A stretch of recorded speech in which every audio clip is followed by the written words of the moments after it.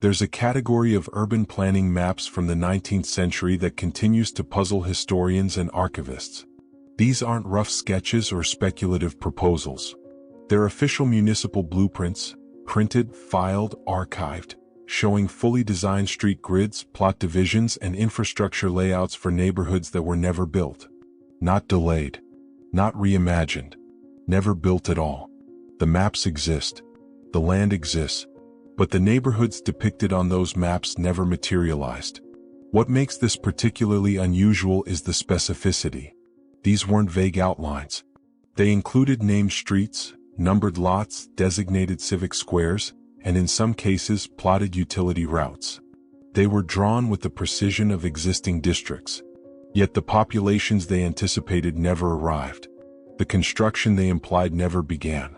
And in many cases, the land remained undeveloped well into the 20th century, sometimes still empty today. The official explanation is straightforward: speculative development. Cities in the 1800s experienced rapid growth, and planners naturally anticipated continued expansion. They mapped out future neighborhoods in advance, expecting demand to catch up. When economic downturns or shifting migration patterns occurred, those plans were simply abandoned. That explanation holds until you examine the scale. In 1836, the city of Buffalo, New York, filed street plans for a district covering over 400 acres on its eastern edge. The city's population at the time was approximately 15,000. The mapped district was designed to accommodate roughly 30,000 additional residents. Construction never began. The area remained farmland for over 60 years. When development finally occurred in the early 1900s, it followed an entirely different layout. The plan wasn't revised. It was ignored.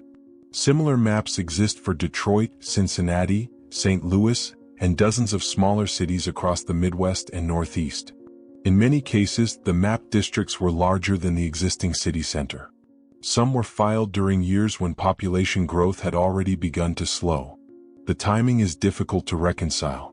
This video examines historical urban planning maps and the questions surrounding their scale and timing. It presents observations and interpretive frameworks without claiming definitive answers. Viewer discretion is encouraged when evaluating historical anomalies. In the United Kingdom, the pattern appears in a slightly different form. During the 1840s and 1850s, several industrial towns in Lancashire and Yorkshire filed expansion plans that mirrored the American approach. These weren't private real estate schemes. They were municipal commissions, funded by local government, and filed with regional authorities. Blackburn, for example, submitted a street grid in 1847 for a district called New Larkhill. The plan covered 280 acres. It included designated market space, a rail depot, and residential blocks. The population of Blackburn at the time was roughly 46,000. New Larkhill was designed for an additional 25,000 residents. Construction began on 2 streets, then stopped. The rest of the plan was never touched. The land sat vacant for decades. When housing finally appeared in the 1890s, it bore no resemblance to the original design. The street names were different. The layout was different. It was as though the 1847 plan had been entirely forgotten. But it hadn't been forgotten.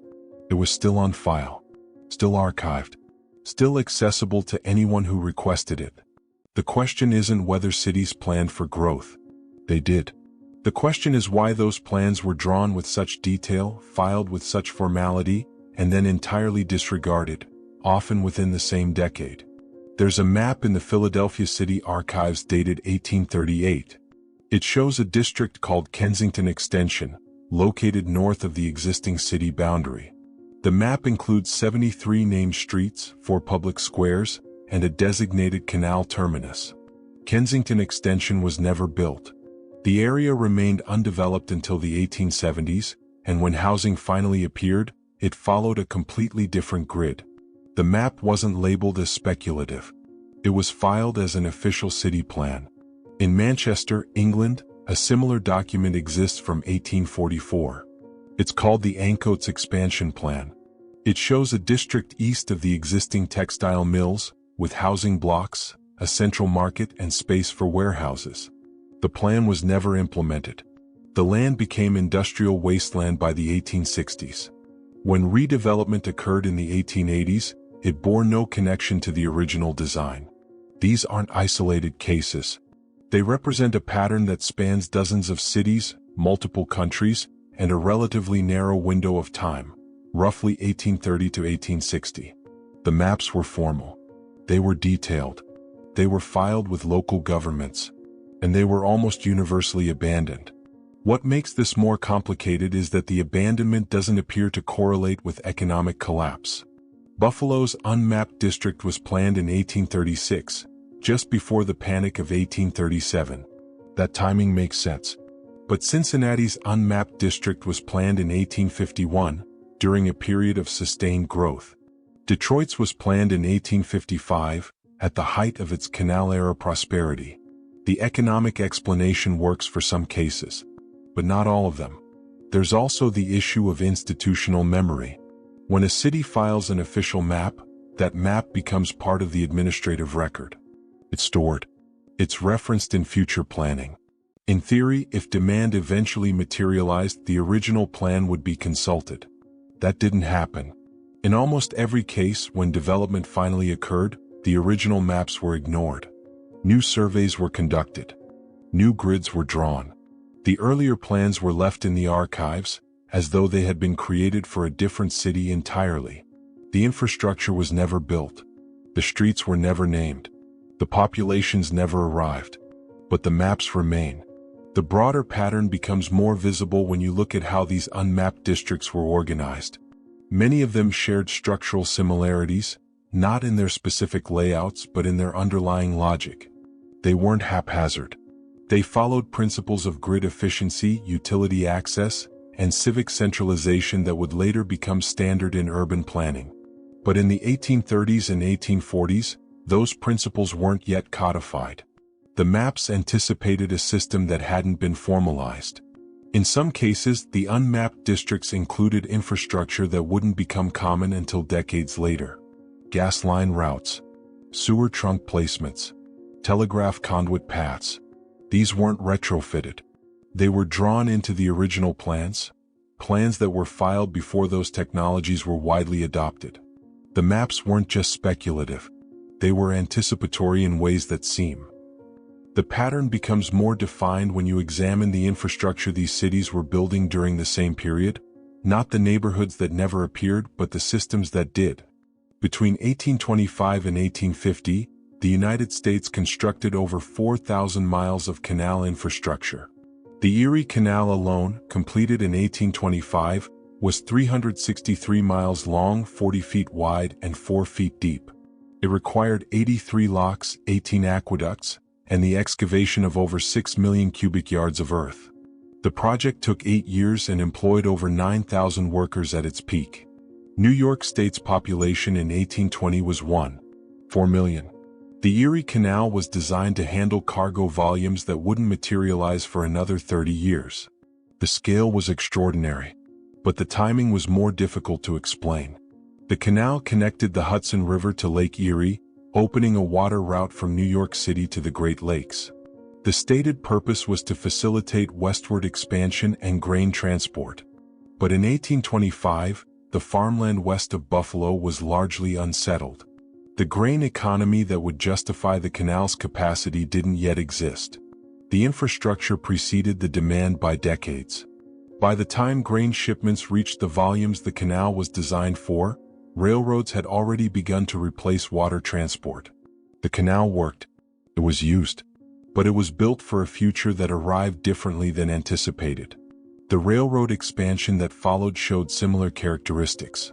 Between 1840 and 1860, the United States laid over 30,000 miles of track. Much of it connected towns that didn't yet have populations large enough to sustain regular service. Some of it ran through regions that were still territories, not states. The Baltimore and Ohio Railroad reached Wheeling, Virginia in 1853. Wheeling's population was approximately 11,000. The rail infrastructure built there, including a 2-story depot, freight yards, and maintenance facilities, was designed for a city 5 times that size. The depot had 14 platforms. Most of them sat unused for decades. In the United Kingdom, the railway boom of the 1840s followed a similar trajectory. Between 1844 and 1846, Parliament approved over 9,000 miles of new track. Much of it was redundant, multiple lines serving the same towns, often within miles of each other. Some lines were built to cities that were already declining in population. The Midland Railway extended a line to Lincoln in 1846. Lincoln's population had been shrinking since 1830. The line included a station designed for 200,000 annual passengers. Actual ridership in the first year was under 30,000. The station remained oversized for over 40 years. There's a category of building that appears repeatedly in this period: civic storage facilities, grain elevators, warehouses, cold storage depots. These weren't private ventures. Many of them were municipally funded or commissioned by regional authorities. In 1847, the city of Rochester, New York, built a grain elevator on the Genesee River with a capacity of 200,000 bushels. Rochester's annual grain throughput at the time was roughly 80,000 bushels. The elevator was designed for more than double the existing demand. It operated at partial capacity for 15 years. Chicago built its first municipal grain elevator in 1848. The structure could hold 150,000 bushels. Chicago's grain market in 1848 was still emerging. The elevator's capacity wouldn't be justified until the late 1850s, by which point larger private elevators had already been constructed. The municipal elevator became redundant before it was fully utilized. In Liverpool, the Albert Dock complex was completed in 1846. It included 5 warehouse blocks, each 5 stories tall, with a combined storage capacity of over 1.3 million square feet. The docks were designed to handle transatlantic cargo at volumes that wouldn't materialize until the 1860s. For the first decade, large sections of the warehouses remained empty. The administrative systems that emerged during this period show a similar pattern of premature scale. In the United States, the county system expanded rapidly between 1830 and 1860. Hundreds of new counties were established, many in territories with minimal populations. In 1836, the Michigan Territory established 63 counties. The territory's total population was approximately 87,000. Many of the counties had fewer than 500 residents. Some had fewer than 100. Each county required a courthouse, a registry office, and administrative staff. In many cases, these buildings were constructed before the populations existed to justify them. The courthouses weren't temporary structures. They were permanent buildings, brick or stone, 2 or 3 stories, with vaulted record rooms and dedicated courtrooms. They were built as though the populations were already present. In Iowa, the pattern was even more pronounced. Between 1838 and 1860, Iowa established 99 counties. Many of them were created before the land had been surveyed for settlement. County seats were designated. Courthouses were commissioned. Infrastructure was planned. The populations followed, but not always in the numbers anticipated. Some counties never reached the population thresholds their infrastructure implied. Others took 50 or 60 years to grow into the buildings that had been constructed in the 1840s. The UK equivalent appears in the form of municipal administration buildings. Between 1835 and 1860, the Municipal Corporations Act led to the construction of town halls, registry offices, and administrative centres across England and Wales. Many of these buildings were far larger than the populations they served. Rochdale, a town of approximately 24,000 in 1850, constructed a town hall in 1856 that could accommodate administrative staff for a city of 100,000. The building included a council chamber, a magistrate's court, meeting halls, and a public assembly space. Most of the building's capacity went unused for decades. Preston's Town Hall, completed in 1862, followed a similar model. The building was designed for a city of 150,000. Preston's population at the time was 83,000. The town hall included 40 administrative offices. Only 12 were occupied in the first 10 years. These weren't vanity projects. They were functional government buildings built with public funds, and designed for populations that hadn't yet materialized. The infrastructure before demand pattern extends to urban utility systems. Gas lighting networks, water distribution systems, and later telegraph grids all appeared in forms that exceeded immediate need. Philadelphia's municipal water system, completed in 1837, could deliver 15 million gallons per day. The city's actual consumption in 1837 was under 5 million gallons per day. The system operated at one-third capacity for over 20 years. London's sewer system, redesigned by Joseph Bazalgette between 1859 and 1865, was built to serve a population of 4 million. London's population in 1860 was 2.8 million. Bazalgette deliberately over-engineered the system, stating that it should accommodate the maximum population London might ever reach. His estimates assumed London would never exceed 6 million residents. By 1900, London's population was over 6.5 million and the system was nearing capacity. But in 1860, the infrastructure was still premature. The cumulative effect of these examples creates a tension that's difficult to resolve through conventional explanations. Cities planned for populations that didn't arrive. Infrastructure was built for demand that hadn't formed. Administrative systems were designed for scales that exceeded present need, sometimes by decades. The official explanation remains speculative optimism. Planners anticipated growth. Engineers built for future capacity. Governments invested in infrastructure ahead of demand. That explanation works in isolation. But when you see it repeated across dozens of cities, multiple countries, and overlapping timelines, the pattern starts to feel.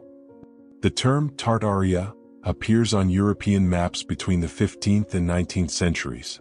It wasn't a country. It was a geographic label, a catch-all term for the vast interior regions of Central Asia that European cartographers knew little about.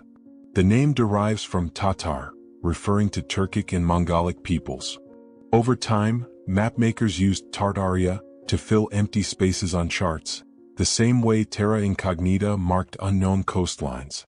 By the late 1800s, the term had largely disappeared from official maps.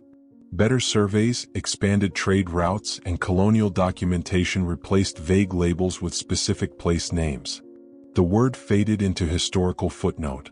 In the early 2000s, Tartaria re-emerged, not as a geographic term but as an interpretive framework. Online researchers began using it to describe a perceived lost civilization, one they believed had left behind the monumental architecture and infrastructure of the 19th century. The theory proposed that this civilization was deliberately erased from historical records. That version of Tartaria, the one tied to conspiracy narratives, is not what this video examines. What remains relevant is the observation that inspired the label's revival: the architectural and infrastructural uniformity of the 1800s, the scale mismatches, the timing anomalies. These observations exist independently of the interpretive framework applied to them. There are three primary ways to interpret the patterns discussed in this video. The first model accepts the official historical narrative entirely. Cities planned optimistically. Infrastructure was built ahead of demand as an investment strategy. Economic downturns and shifting migration patterns caused those plans to be abandoned. The uniformity of administrative systems and architectural styles reflects shared European planning traditions and industrial standardization. The scale mismatches are explained by miscalculation, overconfidence, or speculative risk-taking. This model accounts for most of the evidence. It requires no revision of established history. The second model suggests inherited infrastructure. It proposes that 19th century societies were reoccupying, repurposing, or completing systems that predated them, possibly by centuries. The maps that show unbuilt neighborhoods might reflect older layouts. The over-engineered canals and railways might have followed pre-existing routes. The administrative uniformity might indicate continuity with earlier organizational models. This model requires accepting that large-scale infrastructure could survive unrecorded, or that historical records are incomplete in systematic ways. The third model focuses on centralized planning. It suggests that the apparent coordination across regions and nations wasn't coincidental but reflected deliberate, top-down design, possibly driven by institutions or entities not fully visible in the historical record. The scale and timing would make sense if infrastructure was being built according to a planned timeline, rather than in response to organic demand. This model requires evidence of coordination mechanisms that aren't well documented in conventional histories. Each model has strengths. Each has gaps. None can be conclusively proven or dismissed using the maps, buildings, and records that remain.